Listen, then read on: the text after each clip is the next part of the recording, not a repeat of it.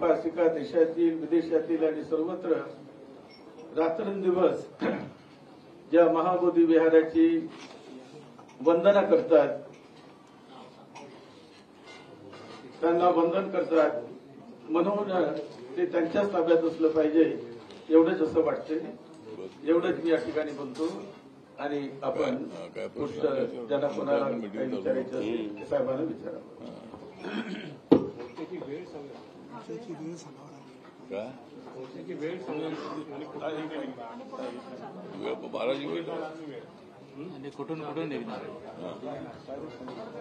कुठून मोठे हे म्हणतात याच्यावरून काढा आपल्या राणीबागपासून.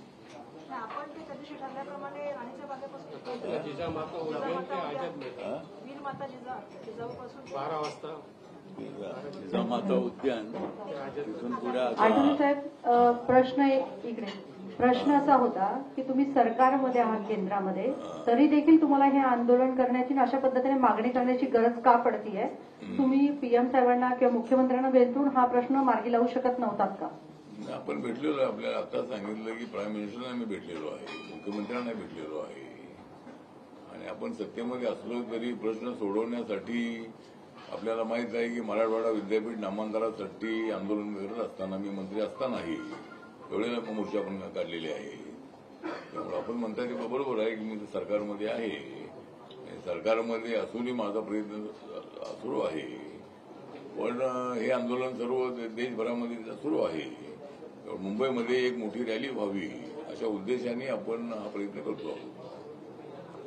दुसरा प्रश्न आहे की जिल्हा परिषद निवडणुका आणि महानगरपालिका निवडणुका योग घातलेल्या आहेत. एकीकडे सर्व धर्म आरक्षणाच्या मागणीला घेऊन आंदोलनही करतायत, त्याच्यात हे एक नवीन आंदोलन कुठेतरी मतजागृतीचा प्रकार आहे का? याच्यामध्ये काय राजकीय असा काय विषय याच्यामध्ये अजिबात नाही आहे. म्हणजे जिल्हा परिषदेच्या निवडणुका येतात, सगळे पक्षाचे लोक इथं आले आहेत आणि सगळे निवडणूक लढणार आहे. त्यामुळं याच्यामध्ये काय माझ्या पक्षाचा किंवा यांच्या पक्षाचा फायदा होण्याचा विषय बिलकुल नाही आहे.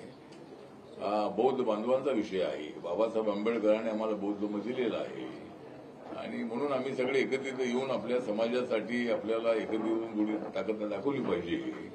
आणि म्हणून मुंबईसारख्या शहरामध्ये एक मोठं आंदोलन व्हावं, शांततेच्या मार्गाने आंदोलन व्हावं अशी आमची भूमिका आहे. आणि म्हणून आम्ही सगळ्यांना एकत्रित आणलेलं आहे. चला ठीक आहे. आठवले साहेब, इसवी सन 531 गौतम बुद्धांना ही ज्ञानप्राप्ती झाली आणि 1949च्या बोधगया मंदिर अधिनियमानुसार हा सगळा कारभार तिथे सुरू होता. गेल्या काही दिवसापासून देशभरामध्ये वक्फच्या संदर्भात सुरू असलेली चर्चा वक्फ बोर्डामध्ये नाही. त्याचं कारण असं आहे आठवले साहेब की वक्फ बोर्डामध्ये ही मुस्लिमेतर यांना जास्तीत जास्त अधिकार देण्याचा प्रयत्न केंद्र सरकारने केला. तसाच प्रकार आता या बोधगयाच्या संदर्भात जो सुरू आहे, आपल्याला वाटत नाही की सरकार जाणीवपूर्वक या सगळ्या गोष्टी करते.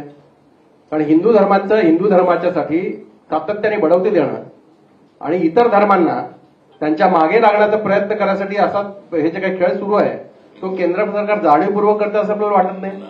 जाणीवपूर्वक असा विषय नाही आहे.